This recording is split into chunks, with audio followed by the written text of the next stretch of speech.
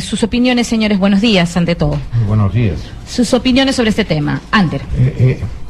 El tema del transfugismo hay que distinguirlo de lo que es la disidencia. Y si bien la línea de definición es muy tenua, de distinción de ambas instituciones, tenemos que pensar lo siguiente. En el transfugismo, que es el cambio de camiseta, hay una connotación de falta de ética. Me están ofreciendo cosas y me salgo de mi bancada, que es donde me ha elegido el electorado, porque me he presentado por una agrupación política, traiciono a mi electorado y me voy a otro lado. Eso evidentemente tiene que ser castigado, porque no puede ser que simplemente los congresistas tránsfugas hagan una nueva bancada, como se hacía antes, reciban una oficina de bancada, reciban asesores de bancada, y simplemente los contribuyentes, que somos los que mantenemos a las instituciones públicas con nuestros impuestos, por la decisión de ellos, nos vemos obligados a pagar más, porque todo cuesta, no hay lonche gratis. En consecuencia, tienes que ponerle determinadas frenos y determinadas vallas para que esto no prolifere. Disidencia, sin embargo, es cuando el que cambia no soy yo, el que cambia es el partido al que pertenezco. Cambió de ideología, era un partido socialdemócrata y se convirtió en marxista.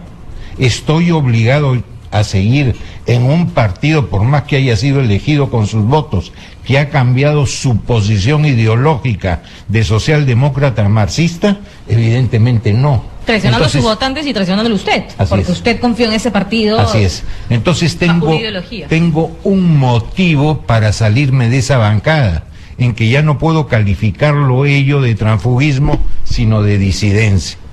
Ahora, como la línea es muy tenue, muy débil, muy reducida, muy delgadita, tendríamos que crear un sistema mediante la cual, si hay discrepancia entre lo que es transfugismo, en un caso concreto disidencia, que lo resuelva el Jurado Nacional de Elecciones, que es en donde se inscriben las candidaturas, que es el que define quiénes son los ganadores y es el que tiene el expertise necesario para poder distinguir. Porque en los dos ejemplos que pones, Antero, son, digamos, es claro, ¿no? Por un lado me pagan y me voy a otra bancada, transfugismo. Por otro lado, traición a los ideales, disidencia, ¿no? Y disidencia válida. Pero hay efectivamente puntos medios que tú dices, ¿qué es? Por ejemplo, Jenny Vilcatoma. Si Jenny Vilcatoma se va a otro partido, te pregunto, Miguel Ángel, ¿sería tránsfuga o sería disidente? Porque se puede prestar a una interpretación desde ambos lados. Tú puedes decir, a ver, ella entró al fujimorismo diciendo, digamos, ante la garantía de que se iba a luchar frontalmente contra la corrupción. Y esa garantía era aprobar ese proyecto de ley que estaba conversado desde antes, la autonomía de la Procuraduría. Si no me dan esto, me ponen obstáculos para esto, no me estás mostrando un real compromiso de lucha contra la corrupción. Podría ser esa la lógica para defender el punto de vista de la disidencia, digamos. Respecto a lo señalado por ti, primero saludar a tus radioescuchas, saludarte a ti y al programa. Gracias. Ahora, bien lo enfocado Antero respecto a la disidencia y al transfugismo. El transfugismo es otra cosa, el transfugismo es a través de una dádiva, hay una circunstancia totalmente diferente. En el caso de Jenny Vilcatoma, se le cuestiona la actitud del comportamiento de bancada porque efectivamente ella representaba o enarbolaba una bandera que era fundamental de lucha contra la corrupción y más aún en una institución que lamentablemente no ha sido ni eficiente ni eficaz, que es la Procuradurías Públicas del Estado. Respecto a la defensa procesal, y ciertamente lo hablábamos antes con Antero, respecto al ejercicio propio del abogado en la defensa del Estado, huyo de sus intereses.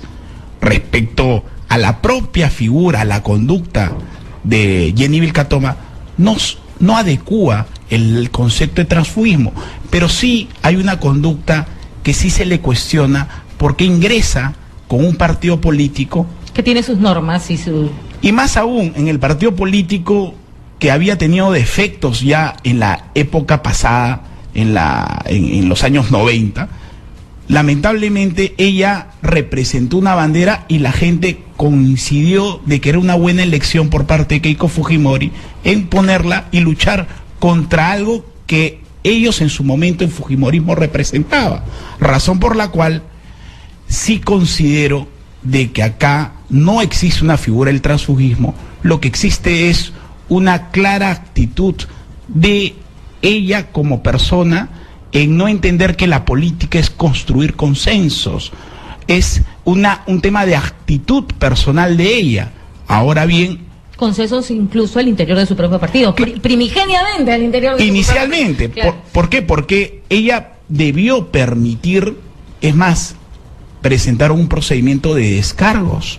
Ella como abogado debió sustentar sus descargos, mantener una línea en términos democráticos, porque hoy el Perú ha cambiado y el mundo también. Tenemos una perspectiva multidimensional y en ese sentido ella debió consolidar la institucionalidad democrática, indistintamente a no estar de acuerdo con algunos puntos que ciertamente fueron materia de cuestionamiento respecto a su proyecto del fortalecimiento de las procuradurías públicas, ¿no? Antes de tocar otros temas, sí me gustaría, Antero, recoger su opinión puntualmente, porque hace varios días que no lo escuchábamos, sobre el caso Vilcatoma. Usted que ha tenido tanta experiencia al interior del Parlamento, justamente en lo que plantea Miguel Ángel, de qué es la esencia del parlamentario, ¿no? El llegar a consensos, el debatir, el llegar a acuerdos, ¿no? Frente a las discrepancias. Sin que esto sea una dádiva por transfugismo, ¿podrías hacer que nos inviten un cafecito? Sí, claro. Un cafecito, por favor, para el señor Ángel. Y otro para mí también. Bueno. Bueno. Mira, fuera de la broma, en esto hay que distinguir el tema central de lo que es que las procuradurías sean autónomas del berrinche de la señora Vilcatoma. Las procuradurías para mí no pueden ser autónomas, por el amor de Dios. No. ¿Qué son? No.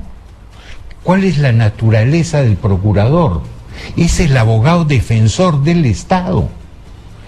Como tienes defensores a privados, tienes también el Estado sus defensores. No hablo de los abogados internos para informe ni nada. Son los que representan al Estado como sus abogados en los procesos judiciales. Y evidentemente, incluso como dice el Código de Ética de los colegios profesionales de todo el Perú, el abogado le rinde cuentas y tiene que seguir las instrucciones de su cliente. En este caso, el cliente, ¿quién es? El Estado. Pero, en consecuencia, el Estado puede decir, desístete de la demanda, él puede decirle, autorizar la transacción. No del gobierno de turno. Entonces, ¿cómo evitar el manejo político? Por una sencilla razón. Porque hay abogados de cada una de las instituciones. Tú tienes el abogado del Congreso, depende del presidente del Congreso, igualito que el procurador del Ministerio de Agricultura, depende del ministro de Agricultura. ¿Y qué pasa si el corrupto del que el Estado se tiene que defender es justamente ese ministro de Agricultura? Sí, tendrá que nombrar otro, un sustituto. Hay formas, yo sí, ahí sí discrepo con Antero respecto a que sí considero que el proyecto, la esencia del proyecto de la Procuraduría Pública del Estado y ahora a cargo de la doctora Julia Príncipe es correcto. El cuestionamiento era si estos deben ser elegidos por el Consejo Nacional de la Magistratura, que era el proyecto presentado por ella.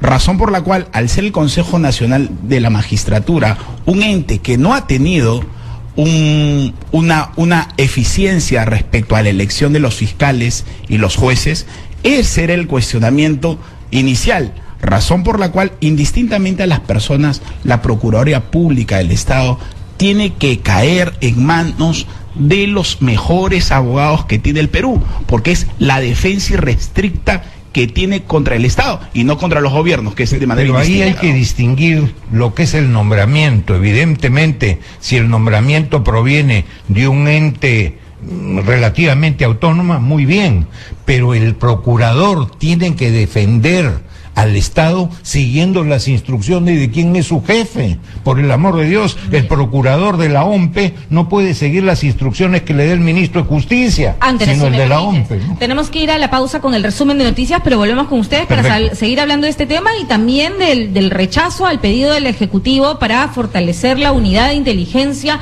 financieras y las consecuencias que pueden traer esto. Vamos al resumen de noticias y volvemos con más.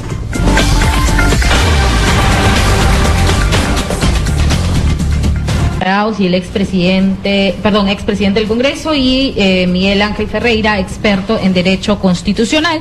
Veníamos hablando sobre a propósito del tema Vilcatoma, sobre la necesidad o no de que haya una Procuraduría independiente. Pero hablando de las Procuradurías, yo quería preguntarle su opinión en torno a la dimisión, a la renuncia del abogado Héctor Gutiérrez Quispe a la Procuraduría del Ministerio de Defensa. Como ustedes recuerdan, el 16 de septiembre el propio ministro del sector lo presentó en reemplazo de la procuradora esta que fue parte del escándalo de la denuncia contra Panorama, ¿no? Luego a esta procuradora la reemplazó Héctor Gutiérrez Quispe, pero la reemplazó por apenas 5 días, porque ha presentado ya su renuncia. ¿Qué cosa se le cuestionaba a él? Haber defendido a Blanca Paredes, recluida hoy en día en el penal Piedras Gordas y a la red Orellana, o sea, vinculada a la red Orellana, y en ese sentido ir, digamos, litigando contra el Estado en una ocasión anterior, y ahora le toca defender al Estado. ¿No? Un poco ese era el cuestionamiento.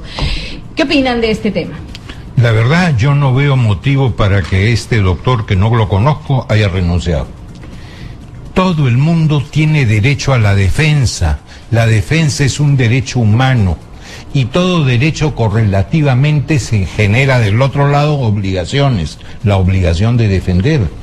El abogado defensor es defensor, inclusive defensor del que sea culpable, porque tendrá que buscar algunos elementos que sean atenuantes para que la pena no sea tan severa. Esa es la función del defensor. El defensor no es juez. El defensor no tiene que ver si eres culpable, si eres inocente, sino defender con las armas de la ley y actuando éticamente a tu defendido. En consecuencia, que el señor haya sido defensor de cualquier otra persona que después hayan sido declarados culpables, no lo hace de modo alguno impresentable. Usted es abogado, ¿no es cierto? Claro. O sea, usted no tendría ningún problema en defender a alguien que se le acusa de ser lavado de activos, por ejemplo. Ninguno, porque de repente no lo es. Puede ser acusado y puede ser inocente. Yo no soy juez y hay además constitucionalmente, discúlpame, Maribel, la presunción de inocencia. Sí, claro. Además que finalmente los abogados lo que buscan es defender que se le aplique la sanción justa, no necesariamente la inocencia. Así es, ni tampoco lo que pueden hacer un juez de la sanción muchísimo más severa, ¿no? Ahora, pero usted es político también, además abogado, y la presencia y el cuestionamiento mediático es todavía, eso, a mí no me va a engañar. Pero la presencia y el cuestionamiento tan fuerte para alguien que ha sido nombrado por un ministro de estreno, digamos, en ese sentido, ¿es válida la renuncia para, digamos, evitar la bulla en una gestión de estreno? Yo antes de venir lo escuchaba al doctor y realmente comparto en esta ocasión todos los argumentos señalados por Antero Flores Arauz. En razón a que efectivamente acá hay el ejercicio profesional te permite defender causas muchas veces injustas y mucha gente está procesada inclusive por lavado de activos y que muchos de ellos son inocentes y han sido utilizados y sobrepenalizados esos actos de alguna u otra forma y tipificados ilegalmente. Ahora bien, yo lo he escuchado, él ha puesto su cargo a disposición, ha renunciado ya y señalaba expresamente que efectivamente defendió hasta el año 2011 a la que era su amiga de su promoción, que era la señora Blanca Paredes. Coincidentemente, razón por la cual a él no lo vinculan en un tema jurídico propio. No es que él haya sido acusado de ser parte de la red orellana. En su propio ejercicio, nada que ver. es más, los procuradores públicos, nosotros necesitamos a los mejores, que procesalmente sepan, que tengan la experiencia, que tengan el expertise. Que conozcan hasta las mañas del Bueno, otro no sé lado. si sería tan bueno porque al final terminó preso. Pero bueno, ese es otro tema. Que permitan defender adecuadamente los intereses del Estado, ¿no? Miguel Ángel, si me permites, tenemos que hacer claro. un alto un momentito porque tenemos información en vivo desde Ica. Nuestro corresponsal Marlon Vidal nos informa acerca de problemas. Hay protestas en la Universidad de San Luis Gonzaga. Marlon, te escuchamos. De Jenny Vilcatoma, del transfugismo, que veníamos conversando. Genuinamente alguien me escribe al Facebook y me pone, pero ¿qué pasa con el partido que tenía derecho, en este caso, pone por ejemplo al fujimorismo, a 73 curules, y que Jenny Vilcatoma se vaya donde quiera, pero me dejan en 72? ¿Dónde está mi derecho como partido? Plantea esta persona, ¿no? Es un derecho muy relativo, porque no hay ninguna norma que te diga que el disidente o el renunciante o el tránsfuga vaya a tener que ser sustituido por el accesitario y que el otro se vaya. Eso no existe. Entonces, si tú no tuviste si las condiciones llegaríamos a un punto internas, en que no teníamos 130 congresistas sino 150, pues. así no, es. Claro. O para que entre uno tiene que salir otro, Así es. ¿no? Pero lo importante, ¿cuál es? Que ha perdido uno porque dos motivos: la responsabilidad de la que se ha ido y la responsabilidad o irresponsabilidad, mejor dicho, de la agrupación. Las agrupaciones políticas se han estado convirtiendo, yo digo, un poco en una combi. Antiguamente era Cocharca José Leal, Cocharca Jesús María, paraban en todas las esquinas los partidos Cocharca. Suena más, al fondo hay sitio. Y ponían, así es, y te ponían a uno que era el llamador, ven y súbete. Eso fue con la señora Vilcatoma.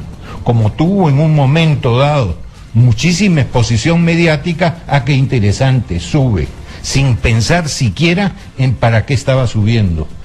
Y no ha entendido... O sin pensar cómo salió del otro lado así también. así es. Y no ha entendido, además de que había una grabación a lo que era su jefe, lo cual atenta contra la ética. Entonces, han subido a una persona que quizás no tenía los méritos. Y entonces ahí tienes las consecuencias. Y ella no ha entendido ¿qué te digo? La actuación de los partidos. Tú conversas internamente, tienes libertad de opinar lo que te dé la gana, pero luego te sometes a una votación interna y lo que digan la mayoría tiene que seguirse. La regla es libertad antes de tomar la decisión, unidad después de ella, de tomada ella. Claro, a la señora le dio un berrinche los y se fue. congresistas no pueden ser aves de paso de un partido, pero el partido tampoco puede ser pues casa de acogida de cualquiera. Entonces, por eso te decía Hay que responsabilidad acá hay mutua, ¿no? responsabilidades mutuas. Lo que sí considero, y totalmente en este caso, en ese extremo, comparto con Antero, respecto a que tiene que haber una reforma de partidos políticos. Hay que fortalecer la democracia. Ya Guillermo O'Donnell, que hablaba sobre los estados burocráticos, autoritarios, y efectivamente los partidos hoy se han convertido en combis que lamentablemente no respetan las elecciones internas dentro de sus partidos. O sea, no hay buenos cuadros que permitan representar adecuadamente a sus instituciones. Hablando, sé que estamos generalizando a partir del caso del fujimorismo, pero justamente hablando de eso, está un congresista del Fuerza Popular declarando en estos momentos en el Congreso de la República, el señor Carlos Tubino, y ahí está Erika Rado. Erika, te escuchamos. ¿Qué tal, Maribel? Muy buenas tardes. Información en vivo. Precisamente nos acompaña el parlamentario Carlos Tubino de Fuerza Popular para consultarle, congresista, acerca de esta decisión de la bancada de pues colocar como presidente de fiscalización al parlamentario Héctor Becerril. Sí, mira, eso lo hemos visto el día de ayer en una reunión interna de bancada y al final, hemos aprobado mediante la votación interna que se ha realizado, que Héctor Becerril sea quien reemplace a la congresista Vilcatoma en la función como presidente de la Comisión de Fiscalización. Ahora, muchos han considerado que le ha faltado muñeca política a Jenny Vilcatoma para poder solucionar estos problemas, estos impases dentro de la bancada. Sí, no, la verdad que a nosotros nos apena lo que ha sucedido. porque hubiéramos querido que ella, enfrentara lo que tenía que enfrentar como abogada y, lógicamente, respetando los fuegos internos de nuestro grupo político, se llegara a una decisión. Pero esta decisión fue abruptamente evitada a través de la renuncia que ella hizo. Ahora, esta denuncia que ella hizo ante la Comisión de Ética, que ya ha sido retirada, por cierto, sin embargo, crea ciertos impases dentro de la bancada de Fuerza Popular, una denuncia de tal gravedad. Es que esa denuncia que ella hizo, violenta, o al menos es lo que se ve, un artículo del régimen que tenemos interno dentro de nuestra grupo político. O sea, nosotros tenemos un artículo en nuestro reglamento que dice bien claro: realizar actos infraternos contra otro parlamentario. Entonces, es infraterno sin haber recurrido a los procedimientos internos dentro de nuestro grupo político a hacer una denuncia en ética. A todas luces hay la presunción de que sí lo sea. Por eso tenía que verse internamente, analizarse todos los hechos con todos los involucrados y luego de eso determinar cuál era el camino a seguir. Sí, Conexista, muchas gracias por conversar con Radio Exitosa. Declaraciones del parlamentario Carlos Tubino de Fuerza Popular. Informó Erika Rado, Exitosa Noticias. Gracias, Erika. Es infraterno, también hay que decirlo, la violencia verbal que supuestamente, según Jenny Vilcatoma, el señor Becerril habría ejercido contra ella, pero en todo caso ya eso queda sin ningún valor porque ya la denuncia ante la Comisión de Ética fue retirada. Y para cerrar el tema Vilcatoma, ayer estuvimos con el con el presidente de Acción Popular, Mesías Guevara, que señalaba que ellos no querían a Jenny Vilcatoma. Y yo le decía, pero Johnny Lescano está que le tira flores, ¿no? Ahí están en coqueteos políticos. No, nosotros no, íbamos a tener una reunión en Acción Popular y vamos a emitir un pronunciamiento. Pues ya se emitió el pronunciamiento y va en la misma línea. El pronunciamiento de Acción Popular dice: el Comité Ejecutivo Nacional en su sesión ordinaria del lunes 19 de septiembre acordó por unanimidad: 1. Rechazar la propuesta de incorporación de la congresista Jenny Vilcatoma a la bancada de Acción Popular. 2. Solicitar a la bancada de congresistas de Acción Popular, a través de su vocero, el congresista Johnny Lescano, mantenga los niveles de decisión de la bancada acciopopulista en concordancia con el estatuto del partido y las autoridades de nuestra organización política. Lima, 20 de septiembre del 2016, firma Rafael Vázquez, ¿no? Ahora, vamos a ver si la bancada le hace caso, porque ustedes ya saben, y acá también lo hemos comentado bastante, que Acción Popular es otro partido que tiene fuertes broncas internas y que los que hoy son congresistas, por el lado, por ejemplo, de Johnny Lescano o el mismo Víctor Andrés García Belaúnde, se dicen vela verde con la dirigencia del partido, ¿no? Mesías Guevara y Rafael Vázquez. Vamos a ver si le hacen caso. En todo caso, ayer Mesías Guevara lo que dijo es, bueno, si no nos hacen caso, las sanciones partidarias correspondientes se darán, ¿no? Y eso puede ser incluso hasta la expulsión. En fin, para cerrar, porque ya estamos volando el tiempo y no quiero dejar de hablar del tema de el rechazo al pedido del Ejecutivo para fortalecer la unidad de inteligencia financiera.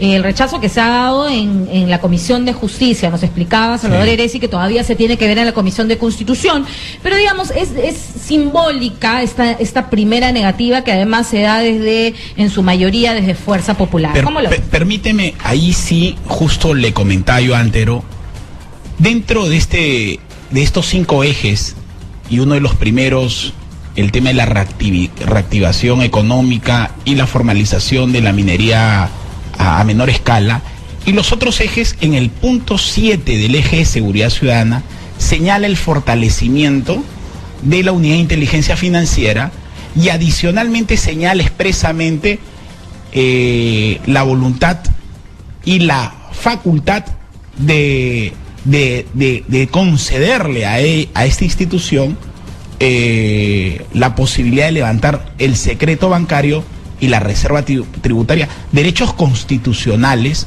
que ya se señala expresamente en la Constitución de qué manera existe el levantamiento. Lo que sí se vulneraría es un derecho constitucional. Nuestras instituciones son débiles y esto ha sobrepenalizado por ejemplo, en el año 2012 salió el decreto legislativo también por facultades, el 1100, el 1105, el 110, y han sobrepenalizado todos los temas y le han dado un marco de criminalidad organizada. Ahora, con respecto a la unidad de inteligencia, la SBS tiene las facultades, porque esto es un tema del GAFI, que es el Grupo de Acción Financiera Internacional, respecto a las recomendaciones, y la SBS, si habría que hacer algún cambio, lo podría hacer. Ahora, ingresarlo vulnerando derechos constitucionales,